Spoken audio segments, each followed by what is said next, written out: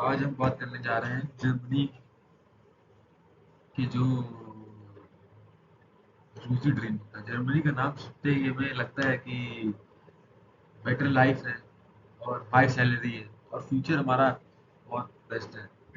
मैं इसके DW की एक डॉक्यूमेंट्री रिलीज हुई है, कैसे हमारे इंडियन भाई बहन एक्सप्लॉइट हो रहे हैं वहाँ पे। तो जर्मन गवर्नमेंट हमें ड्रीम दिखाती है कि हम लोग अच्छी सैलरीज होंगे, बट वहाँ पर ब्लू कॉलर जॉब्स कर रहे हैं। 60,000 स्टूडेंट्स हैं अभी जर्मनी में। तो ये जो डॉक्यूमेंट्री है, मैंने उसके ऊपर अपने कंक्लूजन पॉइंट्स बनाए हैं। तो बाकी हम लोग उसको डिस्कस करते हैं, क्या कैसे हो सकता है और क्या राइटफुल पाथ निकाला जा सकता है, जहाँ पर इसमें रियलिटी दिखाई गई है कि जो बाकी हमें दूर से सोशल मीडिया में दिखता है, और थाउजेंड्स ऑफ इंडियन स्टूडेंट्स जो जाते हैं जर्मनी में काफ़ी उम्मीद लेकर जाते हैं, बट सिस्टम पे जाकर वो फंस जाते हैं। ना ही उनको पढ़ने का समय मिलता है और वही छोटी मोटी जॉब्स करते हैं वहाँ पर। उसके 20 घंटे से ज़्यादा वो करते हैं और उनको एक्सप्लॉयटेशन फेस करना पड़ता है। पर ये है कौन कौन? अब हमारी स्टोरी के ये तीन किरदार हैं। एक शिवानी शर्मा, जो कि इसने 3 महीने काम किया बोर्ड सब कॉन्ट्रैक्टर में। उसकी सैलरी थी 3 महीने की 3,500 रुपये, तो उसको पैसा मिला ही नहीं पूरा। और एक लवप्रीत भाई, इनको सैलरी मिल रही है 3.5 इफेक्टिव वर्क, इफेक्टिव वेजेस, जो कि बहुत ही कम है। इतना तो मिलना ही नहीं चाहिए। जर्मन में लॉ के हिसाब से मिनिमम अभी 12.3 चल रही है, क्योंकि लवप्रीत भाई को नहीं मिल रही है। और दिगराज भाई 10 घंटे से ज़्यादा काम कर रहे हैं, वीज़ा लिमिट, 4 लोगों के साथ रह रहे हैं। सोचो कितनी दिक्कत होगी। ऊपर से यूनिवर्सिटी में पढ़ना भी है और साथ में ये भी मैनेज करना है, तो कितनी सारी दिक्कतें हैं। जो डिलीवरी जॉब्स होती है, मुझे मतलब एक्सपेंसेस मैनेज करने के लिए स्टूडेंट्स ये जॉब करते हैं, बट यहाँ पर इनका एक्सप्लॉयटेशन होता है। ये 3 एग्जाम्पल जैसा कि इस डॉक्यूमेंट्री में बताया गया है। और मेन दिक्कत ये होती है कि वो वीज़ा पे आते हैं और उनको जर्मन नहीं आती है, और सारा इंटरफेस जर्मन में होता है, वो चीज़ें समझ में भी नहीं पाते। तो ऐसी डिस्परेशन मत दिखाइए कि आपको तुरंत ही जर्मनी में आना है। पहले आप प्रॉपर रिसर्च कीजिए, उसके बाद फिर जर्मनी में आइए। फिर ये पाइपलाइन हम समझते हैं, क्या पाइपलाइन कैसे क्या होता है वहाँ पर। जैसे कि कई सारी एजेंसीज हैं, आपने सुना ही होगा। D grade, D grade, D grade type private placement agencies होती हैं, जो आपको सपने दिखाती हैं कि जर्मनी में आपको स्किल्ड वर्कर की रिक्वायरमेंट है, बहुत रिक्वायरमेंट है, बहुत जॉब है। बट आपको ये नहीं बताती हैं कि वहाँ पर जाने के लिए आपको पैसा कितना लगेगा, और प्लस उसके बाद वहाँ पर जॉब करने के लिए क्या रिक्वायरमेंट्स हैं। फर्स्ट तो वो एक्सपीरियंस मांगते हैं, आपके पास लोकल एक्सपीरियंस चाहिए। बच्चे वहाँ पर प्राइवेट यूनिवर्सिटी में चले जाते हैं, जो कि पर सेमेस्टर 9,000 से 16,000 सैलरी होती है, जो कि कई सिस्टम पे वो जर्मन प्रोग्राम्स में क्वालिफाइड भी नहीं होते, रिकॉग्नाइज्ड भी नहीं होती है। बच्चे 20-20 लाख का लोन लेते हैं और 1 लाख रुपए पर मंथ उनको देना होता है। तो कितनी दिक्कतें हैं।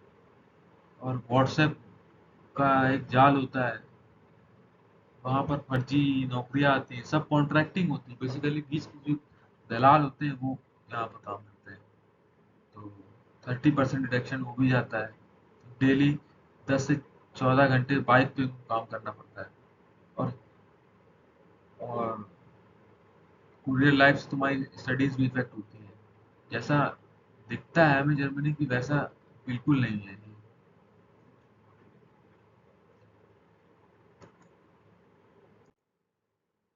अब एक्सप्लॉइटेशन कैसे चालू होता है, पेपर पे तुम एम्प्लॉय होते हो, बट लेकिन सिस्टम इलीगल है, पेमेंट कैश में होती है और बॉस तुम्हारे पैसे का 30% कट लेता है। फाइनल रिजल्ट मिनिमम वेज होना चाहिए 1000, पर तुम्हें मिलता है 350 रुपये, 350 रुपये, इतना ही मिलता है। इतने में तो कुछ भी नहीं हो पाता जर्मनी में। ऐसा ही यहाँ मैंने एग्जांपल दिया है, ये लीगल है, लीगल है, इतना मिलना चाहिए बट इतना नहीं मिलता है। जैसे तीन कंपनियां हैं, बोल्ट, उबर ईट्स, लेफ्रांडो। ये वहाँ के बच्चों को डायरेक्ट हायरिंग नहीं करती है, ये किसी थर्ड पार्टी के थ्रू हायरिंग करती है। वो थर्ड पार्टी फिर इनको बच्चों को हायर करती है, स्टूडेंट्स को। तो जैसा हम इंडियन सोचते हैं कि वहाँ जाकर बहुत अच्छा होगा, but the reality is totally opposite. सबसे इम्पोर्टेंट सवाल है, ये रिस्पॉन्सिबिलिटी किसकी है? ये हमारे एम्प्लॉय नहीं, सब कॉन्ट्रैक्ट सिस्टम में काम करते हैं, मतलब that is totally out of control. और आप वहाँ पर पढ़ने जा रहे हो, पढ़ने के बाद आप यहाँ पर इन सब चीज़ों में पढ़ते हो, टेस्ट में भाग लेते हो, तो आपकी स्टडीज बहुत फर्क पड़ती है। और बच्चे जनरली मैनेजमेंट टाइप कोर्सेज में जाते हैं, मैनेजमेंट, आर्टिस्टिक टाइप, टूरिज्म। इनकी डिमांड बहुत ही कम है वहाँ पर अभी इस समय। डिमांड है, बट आपको उसके लायक बनना पड़ेगा।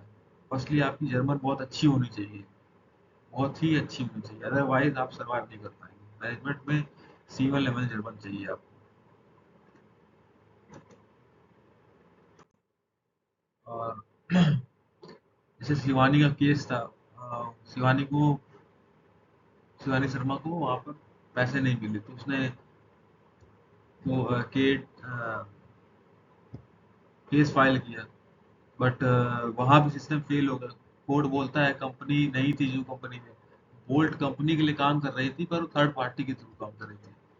तो बेचारी को वहाँ भी कुछ नहीं मिला और उसके पैसे भी बर्बाद गए। वो इतने होप्स लेकर आई थी कि जर्मनी में काम करेगी, but that is not that case. और डेप्थ भी बहुत बढ़ता जा रहा है। सबसे इम्पोर्टेंट, बच्चे 10 से 15 लाख का लोन लेकर आते हैं। कुछ डिग्रियां वैलिड भी नहीं होती हैं, मतलब फर्जी डिग्रियां होती हैं, आप सोच सकते हैं, फर्जी डिग्रियां होती हैं। और बाद में पता चलता है कि उनकी डिग्री यूजलेस है, तब तक वो ऑलरेडी लोन ट्रैप में फंस चुके होते हैं। तो उनके पास वापस जाने का कोई ऑप्शन नहीं होता। जर्मनी में जो लार्जेस्ट यूनिवर्सिटी है, उसकी फीस 9K से 16K हजार, मतलब 9K का मतलब समझिए आप भारत के 10 लाख रुपए हो गए, और 16 के मतलब 17 से 18 लाख रुपए यहाँ पर। तो ये कोर्सेज मतलब ऐसे रहेंगे कि आपको सब सिखा देंगे, बट आप किसी एक चीज के मास्टर बन सकते हैं, सारी चीजों की मास्टर्स नहीं बन सकते।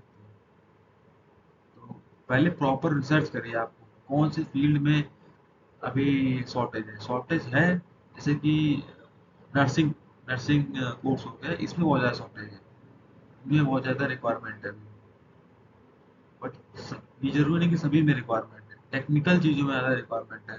जर्मनी का सपना दिखाते जर्मनी चले जाओ। Germany is known for engineers who can speak in well in German language. Without that, that is not possible to you all thrive in that country. मेरे हिसाब से सजेशन यही है कि आप लोग पहले B1 सीख के आए, फिर रेजिस्टेंस, वही जो मैंने कहा सबसे इम्पोर्टेंट, लोगों को रेजिस्टेंस करना पड़ता है, रिपोर्ट करते हैं, और बॉस थ्रेट भी करते हैं। ये माफिया गैंग के द्वारा ऑपरेट किया जाता है। बच्चे को ठगी करते हैं, उनको धमकी भी देते हैं, तो ये भी दिक्कत रहती है। हमारे माँ बाप कितनी चिंता करेंगे तब तक, बट ट्रैप ऐसा होता है, तो होता है कि अपने माँ बाप को भी नहीं बता सकते। अब मेरी तो जर्मन गवर्नमेंट से यही रिक्वायरमेंट है, अगर आपको हमारा टैलेंट चाहिए तो आप स्ट्रिक्ट रूल बनाइए वहाँ पर, कैसे क्या फॉलो होना है। अदरवाइज ये वीज़ा बंद करिए, आप चीप लेबर लेकर जा रहे हैं हमारे यहाँ से, और बच्चों का फ्यूचर बर्बाद हो रहा है। एक कॉन्क्रीट प्लान बनाइए, बच्चे आना चाहते हैं तो एक या उनको पहले जर्मन यहाँ पर सिखाई जाए इंडिया में, तो ही बोलिए। जिसको जर्मन आती है उसी को एंट्री मिलेगी, आप सभी को एंट्री मत दीजिए। एक फॉल्स होप देते हैं, तो यहाँ बच्चा आकर परेशान होता है और सुसाइड तक कर लेता है। This is serious condition. आप ऐसे इंडियंस की जान के साथ नहीं खेल सकते हैं। और गवर्नमेंट को भी इन चीज़ों को पता होना चाहिए और जो उन पे कार्रवाई करनी चाहिए। नहीं तो वीज़ा नहीं देना चाहिए, जो 90,000 वीज़ा आप लोग इशू कर रहे हो। मेरी जर्मन गवर्नमेंट से यही रिक्वेस्ट है, या आप वीज़ा मत ही दे तो ज़्यादा सही है। वीज़ा उन्हीं को दे जिनको जर्मन आती है, एटलीस्ट B1 या B2 तक। अदरवाइज इससे कोई यूज़ नहीं है आपको फिर वहाँ पर लाने का। कंपनियां कंपनीज की दूसरी रिक्वायरमेंट होती है वहाँ पर। और जो मैंने बाकी कहा ही है, सबसे पहले आप एटलीस्ट बी वन तक सीख के आए। यहाँ हम लोग आते हैं बढ़िया लाइफ बनाने के लिए जर्मनी में, बट ऐसे ट्रैप में फंस जाते हैं तो बहुत बुरा लगता है। और जनरली हम लोग मिडिल क्लास से होते हैं, हमारे माँ बाप ने बहुत पैसा ले मेहनत करके पैसा कमाया होता है। ऐसा पैसा वेस्ट होना, that is truly heartbreaking. तो पहले आप रिसर्च करें या इंडिया में ही स्किल्स बनाएं, क्योंकि जो चीज़ें ऑनलाइन देखती हैं वो सच नहीं होती है। It's like gambling. आप 2-3 साल करेंगे फिर आएंगे, फिर और घर का फ्रस्ट्रेशन अलग से और लोन चुकाने का फ्रस्ट्रेशन अलग से।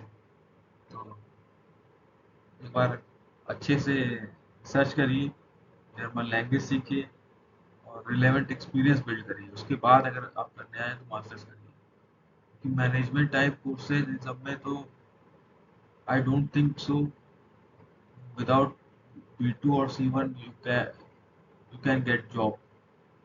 You have to be at least B2 fluent, speaking fluent with the accent. Other than that, you can't crack that job. English jobs are very few, very few. I said very few, and companies are also doing the layoff. That's why I urge my Indian brothers and sisters, आप लोग research करके जाइए और research करने के बाद ही अच्छे courses में इनरोल कीजिए। पब्लिक यूनिवर्सिटी टारगेट करिए, प्राइवेट में मत पढ़िए। जो सोशल मीडिया में दिखाया जाता है ना, आ जाओ जर्मनी स्किल्ड वर्कर की requirement, that is truly bullshit ideas, truly bullshit. ऐसे ही आप अपने सजेशन दीजिए वीडियो में और कमेंट करिए क्या आगे का टॉपिक क्लियर कर सकते हैं, क्योंकि मैं भी जर्मनी जर्मनी में हूँ और वहाँ पढ़ रहा हूँ। तो मैं आपको बता सकता हूँ क्या चीज़ें हैं क्या चीज़ें नहीं है। और तब हम लोग इसको अच्छे से डिस्कस करेंगे। आप और भी टॉपिक्स पे डिस्कस करेंगे, कैसे वीज़ा कम किया जाए, कैसे लर्निंग क्लासेस किया जाए। आप इस चैनल पे मेरे जर्मन लर्निंग वीडियोस भी देख सकते हैं और उसको सब्सक्राइब कर सकते हैं। मैं डेली एक वीडियो अपलोड करता हूँ। ये वीडियो मैंने इसलिए बनाया क्योंकि मेरे को लगा कि बनाना चाहिए और सच्चाई बतानी चाहिए इंडियंस को, बेसिकली अपने भाइयों और बहनों को। क्योंकि यार ऐसे फालतू पैसा वेस्ट होता है तो मुझे नहीं अच्छा लगता भाई। मतलब फालतू का मतलब ड्रीम है इनके लिए, that is not true. So signing off. और आप मेरे चैनल को एंजॉय करिए और अदर टॉपिक्स बताइए कि कैसे हम क्या वीडियोस में बनाऊं या बनी थी। और भी कोई इन्फॉर्मेशन होती है तो मैं आपको अपडेट करूंगा अपने चैनल पे। तो थैंक यू।